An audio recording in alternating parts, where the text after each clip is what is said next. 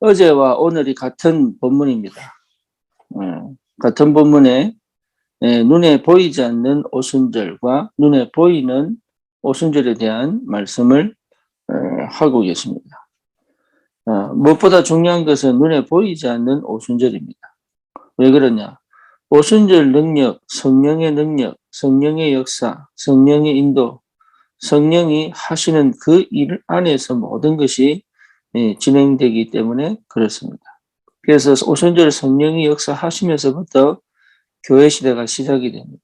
그런데 보이는 교회와 보이지 않는 교회가 동시에 일어납니다. 보이는 교회는 사람들이 모이기 위한 필요한 장소라면, 보이지 않는 교회는 전 세계에 흩어져서 지금도 세계복음화 역사를 이루고 계십니다. 특히 하나님의 자녀는 반드시 그 보이지 않는 교회의 축복 속에 있어야 됩니다. 그렇죠. 내가 있는 현장에 오순절의 역사가 시작돼야겠죠. 어디에 있든지 무엇을 하든지 내가 있는 곳에서 때를 얻든지 못 얻든지 예수 그리스도를 가르치고 전파하는 것을 쉬지 않는 것이 초대교회였고, 그리고 그 축복을 이어서 지금까지 그리스도의 이름이 전 세계에 증거되는 이유가 그 하나님의 성령의 역사 속에서 진행이 되고 있습니다. 그렇다면 왜 우리는 보이는 교회의 축복을 실제로 받아야 할까요? 특별히 우리 교회는 지금 새 성전을 놓고 기도하고 있습니다. 그렇다면 우리가 지금 빚어보니까 좋은 큰 데로 옮겨야 되겠다. 이것도 맞겠지만 더 중요한 거는 과연 하나님이 원하시는 교회가 뭐냐? 기도해야 되겠죠. 그리고 이 현장에 맞는 교회가 뭐냐? 기도해야 되겠죠. 그리고 우리가 방향을 맞춘 237과 세계복음화 5천 종족을 두고 현장에 사역을 두고 하나님이 우리를 꼭 필요로 하시는 교회가 뭐냐? 이걸 놓고 기도해야 되겠죠. 그래서 무엇보다 먼저 교회가, 눈에 보이는 교회가 준비되기 전에 눈에 보이지 않는 이 오순절의 축복 속에 성도 한 명 한 명이 있다는 것은 진짜 축복이요, 기적이요, 응답입니다. 이런 비밀을 가진 교회에 하나님은 꼭 반드시 눈에 보이는 하나님의 교회를 반드시 세워 가실 줄 확신합니다. 이걸 두고 우리가 함께 기도하고 함께 응답받아야 될 시간표입니다. 그러면 어떤 교회여야 되느냐? 그거는 당연하죠. 반드시 렘넌트들이 살리는 교회여야 되죠. 그건 틀림없습니다. 그럼 거기에 맞는 많은 것들이 필요하겠죠. 뿐만 아니라 반드시 우리는 다민족 제자를 세우는 교회입니다. 그렇잖아요. 그러니까 여기에 분명히 어떻게 하면 그렇게 될 거냐, 이걸 놓고 반드시 기도해야 되겠죠. 세 번째는 뭐냐면 정말 300청년을 가지고 사역을 하는 교회가 맞느냐, 여기에 방향이 맞아야 되겠죠. 또 하나는 뭐냐면 정말 우리는 저 미국 복음화에 방향을 맞춰야 됩니다. 왜 하필이면 미국 복음이니까 많은 나라가 있는데, 그렇습니다. 많은 나라가 있는데 저 미국 복음화는 우리의 언약이고 지금 강대국을 살리는 최고의 전략입니다. 그래서 우리는 여기에 선교와 방향을 맞춘 그런 교회의 축복을 회복을 하고 그 응답을 받아야 되겠습니다. 그러면 그것보다 먼저 그 방향보다 먼저 되어져야 될 게 뭐냐? 사도행전 2장 42절입니다. 사도의 가르침을 받아 떡을 떼고 교제하며 전혀 기도에 힘쓰니라. 여기에 방향이 맞춰진 자들을 통해서 하나님은 일을 하시겠지요. 그리고 실제로 이 비밀을 회복하려면 반드시 치유 역사가 일어나야 돼요. 네, 올바른 성경적 치유 역사입니다. 그리고 치유가 된다면 이미 서밋의 축복을 누리기 시작을 합니다.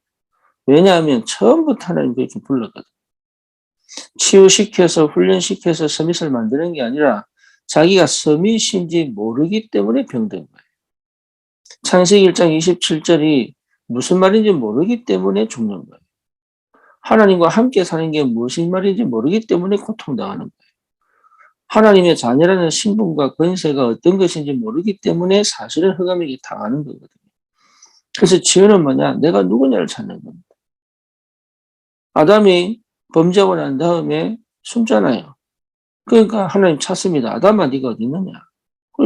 자기가 왜 거기 숨어야 됩니까? 죄를 지어서 두렵단 말이에요. 그렇죠. 인간은 하나님과 함께 살아야 되고 하나님을 누려야 되고 하나님의 역사 속에 축복 속에 인도받아야 되는 거잖아요. 그러니 이것을 회복하는 것이 치유입니다. 그러면 다 회복됩니다.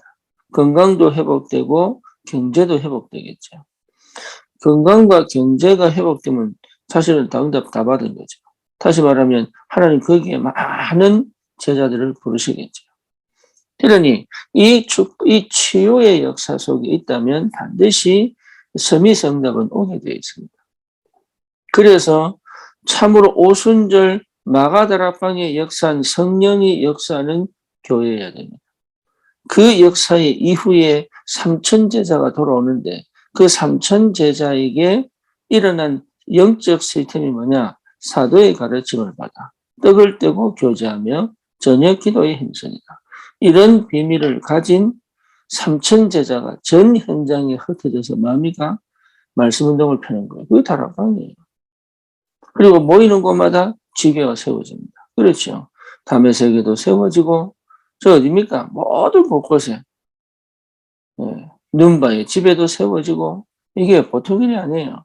이런 일들이 계속 퍼져 눈에 보이지 않는 오순절 능력을 체험한 현장이 계속 확장되어져야 돼요. 그게 없다면 눈에 보이는 교회는 의미가 없습니다. 전혀 의미가 없습니다. 그거는 또 하나 고생이고 그건 또 하나 부담이고 그건 하나 고통입니다.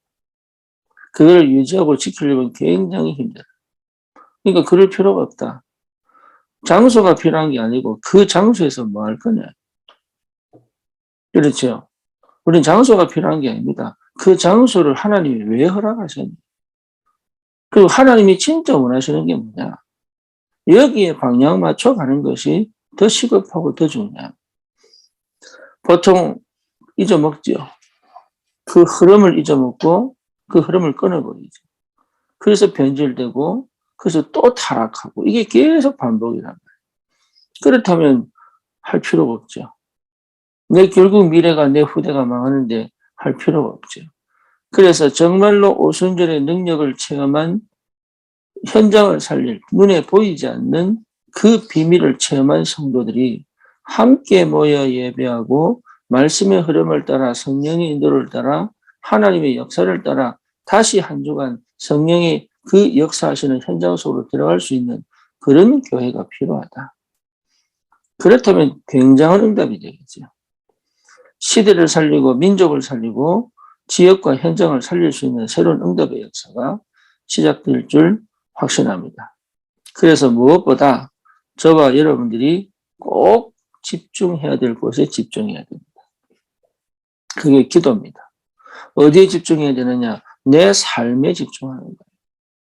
여러 가지 일들에 집중하고 문제에 집중하고 사건에 집중하는 것이 아니라 내게 주신 언약 안에서 주신 내 삶의 여정에 집중해야 됩니다. 그 말은 무슨 말입니까? 내 인생에 집중하는 거예요. 내 인생에. 내 인생에 딱 집중해야 돼. 어떻게 합니까? 지금 있는 거기서 시작하면 돼. 그래서 뭐 필요합니까? 내 마음과 생각을 감찰하는 묵상이 필요하다. 그 감찰하는 능력은 내가 하는 거 아닙니다. 내 안에 계신 성령께서. 그러니까 성령의 역사에 성령이 인도하신 게 성령이 함께 하시는 그 비밀 속에서 나를 깊이 들여다보는 말씀의 능력이 필요한 거죠. 그러면 되는 겁니다.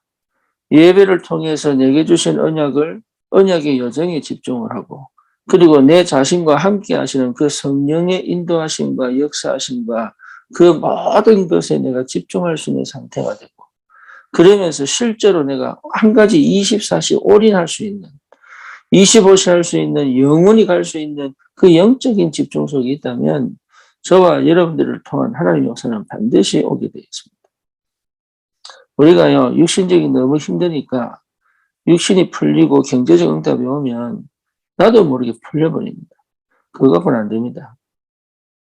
진짜입니다. 그거 갖고는 안 됩니다. 그러면 반드시 실패하는 시작을 하게 됩니다. 그 정도로 영적 집중이 안 되는 거예요. 그 정도로.